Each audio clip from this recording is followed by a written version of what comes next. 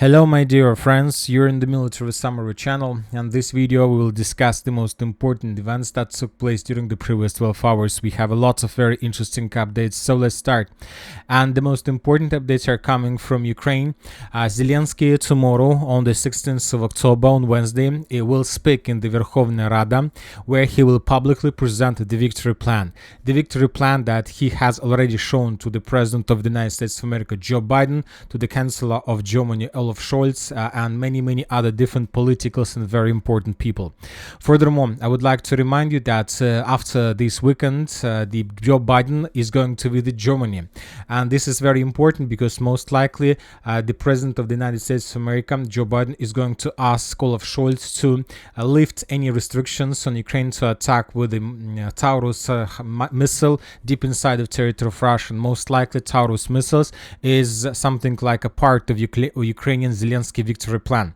Anyway, this plan that Zelensky is going to present on Wednesday is very dangerous. Obviously, this is not something like a wishful thinking list or something like this, like different people have already called this plan. I believe that this is going to be something very dangerous because I believe that the Russians have already seen the drafts of this victory plan. So I believe that this is the reason why Russian Federation decided to publicly announce about tightening the relations with the Korea. And according to information we have, these days, the President of Russian Federation, Putin, submitted to the State Duma a draft ratification of the Treaty on the Comprehensive Strategic Partnership between Russia and Korea.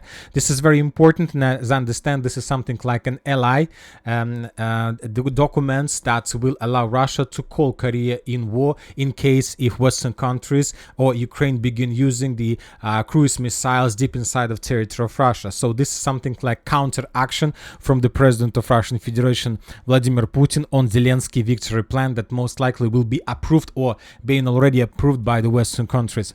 Now let's move further and let's talk about the situation on the ground. During the previous night, the Russians conducted massive missile strike on the territory of Nikolaev. The Russians were bombing airfields and the area in the vicinity of the airfield. Most likely the Ukrainians have already brought additional missiles and weapons in this direction with the purpose to use them against Crimea. Now let's move to the Zaporozhye area, because the most important updates are coming exactly from this territory. Currently, it's very difficult to understand what the Russians have begun, whether the Russians began full-scale offensive operation in the Zaporozhye area, or it's just attempt to test and to check Ukrainian defense, because we continue receiving additional changes on the ground, and let's discuss them. And the changes on the ground are coming from the area to the west of Staromayorsk. We're talking about this part. As you can see, we have a lot of flags, different mappers, including pro-Russian mappers and including neutral mappers and pro-Ukrainian mappers, confirmed that the Russians during the previous 24 hours managed to significantly improve their positions in the direction of Novodarivka from the settlement of Livadne. So let's compare the map for the 14th of October. This is the situation on the ground on the 14th of October, and this is the situation on the ground on the 15th of October. So the Russians managed to improve their positions to the north of Priutne and to the northeast of Livadne. But I would like to remind you that, for example, on the 13th of October, we got report that the Russians managed to take under control the village of Livadne. So let's rewind the situation on the 12th of October. So this is the situation on the ground 3 days ago. So as you can see, the Russians were very far from the current positions. On the 13th of October, we got report that the Russians secured the village of Livadne. On the 14th of October, we got the Ministry of Defense of Russian Federation report and some updates of pro-Russian mappers. And on the 15th of October, almost every single mapper have adjusted their maps in Russian favor. So the Russians are moving, and everybody currently have questions whether the Russians began the full-scale offensive or it's just the way to check and to test the Ukrainian defense and basically the Ukrainian possibilities in this direction. On the other side, to the east of the Mokry Yali River, we have additional progress on the ground of the armed force of Russian Federation between the villages of Novosadov and Zolotaya Niva. This progress hasn't been confirmed by any geolocation or any video, but this is also a very interesting situation, because if we rewind the situation in the past, we're going to see that during the previous days the Russians were moving in the same speed, in the same way as the Russians were moving in the vicinity of Livadne. So once again, this is the situation on the 12th of October. This is Russian progress on the 14th of October. First 3 lines were captured by the Russians, and this is the progress on the ground by the beginning of the 15th of October. So if we will remind both directions at the same time, we see that the Russians are moving, let's say, synchronously in the eastern flank and in the western flank of Velika Novoselovka. And this is very interesting because the Ukrainians don't have a lot of forces in this direction. Most of the forces were already damaged by the Russians during the previous months of clashes. Most of the forces from this direction, the Ukrainians have already redeployed in the Kursk area, in the Pokrovsk area. So this direction is very weak, and the most important, this direction doesn't have let's say big fortifications, and there is a very big gap in the vicinity of Velika Novoselovka and to the west of Velika Novoselovka towards the city of Gulyai-Polye. And the sources are saying that probably the Russians are planning to attack exactly in the direction of Gulyai-Polye. Now let's move further. We have additional activity in the vicinity of Bogoyavlenka. As you can see, during the previous night we received significant number of artillery strikes of the armed force of Russian Federation on the Ukrainian positions. So this is something like artillery preparation before the full-scale offensive. We have the significant number of FPV drone attacks also along the line of combat contact, and we have additional changes on the ground. So in the area of the facilities of the South Donbas mine number 3 facilities.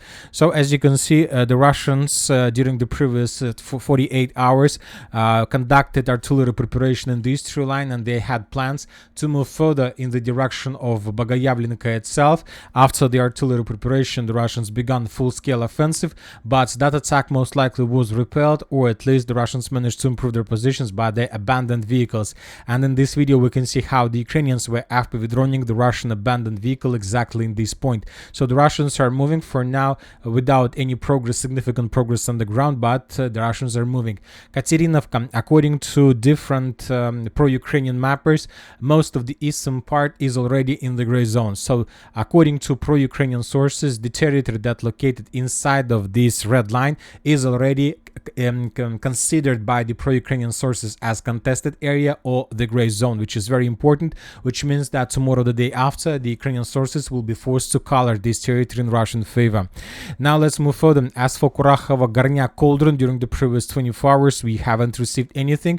It's very weird and very interesting for why we stopped receiving any updates. There might be several explanations. First of all, the Russians managed to finish everything they wanted to finish, like to encircle this agglomeration. Now there is a negotiation process where the Russians try to suggesting the Ukrainians to surrender, or maybe the Russians decided to change their plans and to move in other directions.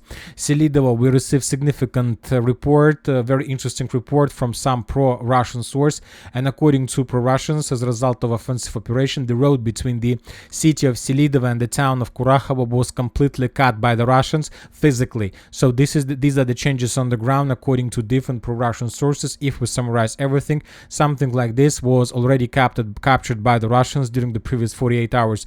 Obviously, if this information is correct, this is obviously significantly, and if this information is correct, the Ukrainians found themselves encircled completely. At least this is already operational encirclement, because from this moment the Ukrainians are no longer able to use the main supply road between Selidovo itself and the city of Pokrovsk without having significant losses from Russian artillery, mortar and FPV drones. As for the northern part, the Russians still face some problems. It's not very easy to move further in the western direction. There are very heavy clashes. The Russians are sending more and more forces in the direction of the mine of Karachiny and the landfill. The Ukrainians are repelling their attacks, and yet the Ukrainians were successful.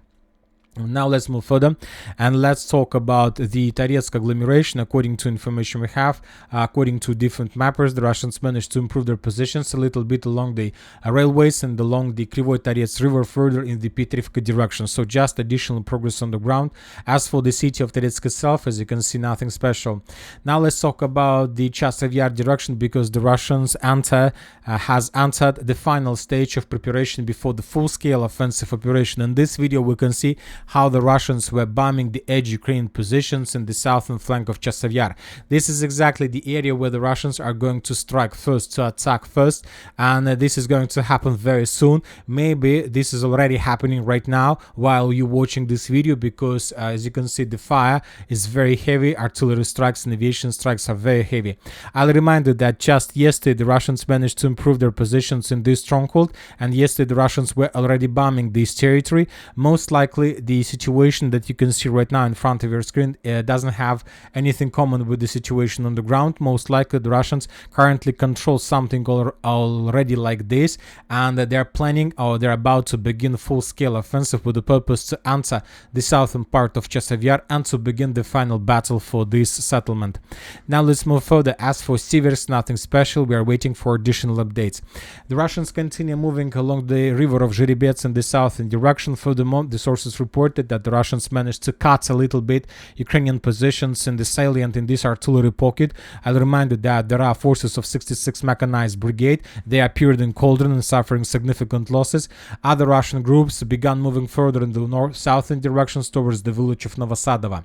And according to different mappers, the Russians managed to improve their positions and to encircle a group of Ukrainian forces in this small salient. This information was provided us by neutral mappers. Now let's move further. We still haven't received anything about Russian additional progress between Kurakhove and Kolesnikovka, which is very weird and very interesting, because 3 days ago we got the first reports that the Russians managed to capture 30 buildings, so 50 buildings in Glushkovka and 15 buildings in Kurakhove. So as for now, no geolocations, no changes on the ground. So either those reports were speculations or the Russians are trying to keep everything in a secret. Now let's move to the Kursk direction. We got a lot of very interesting updates, and during the previous 24 hours, during the previous night, the Russians managed to improve their positions a little bit in the vicinity of Lyubimovka. According to different mappers, the Russians took under control this part of the village, and the Ukrainians lost additional positions, and Ukrainians now have more problems in this direction. I'll remind you that there is up to 1 battalion that was encircled by the Russians. Furthermore, we have additional changes on the ground to the east of Kremennoye. So this is this forest, this one big forest was captured by the Russians. And the Russians are moving focus of FPV drones further in the eastern direction. This is very important progress because, as you can see, since a few days ago, 5 days ago, when the Kursk counteroffensive operation started, the second part, we got report that the Russians liberated Novosorochina. And now we see that the Russians are trying to move in the direction of Novosorochina from the northwest, and the Russians most likely will begin offensive, trying to expand their positions in the vicinity of Novosorochina. This will allow, if the Russians are able to conduct these two offensives successfully, the group of Ukrainian forces, probably another battalion, would be encircled somewhere in this pocket. So lots of cauldrons most likely will be created during the next few months in the Kursk direction. Most likely the Ukrainians will not be able to evacuate around 60-70% of the personnel. Furthermore, the sources reported that the Russians managed to improve their positions in the vicinity of Cherkasskaya Konopelka. I'll remind you that just yesterday the sources reported that the Russians liberated Cherkasskaya Konopelka itself, and now we can receive report that the Russians moved even further in the direction of Kalmakov. So the situation develops very, very fast, and obviously not in Ukrainian favor. And that's it for the short video. Military Summary channel reminds we condemn any violence in the world. Thank you for watching. Subscribe to my channel, put your likes to my Patreon, and have a good day. Bye bye.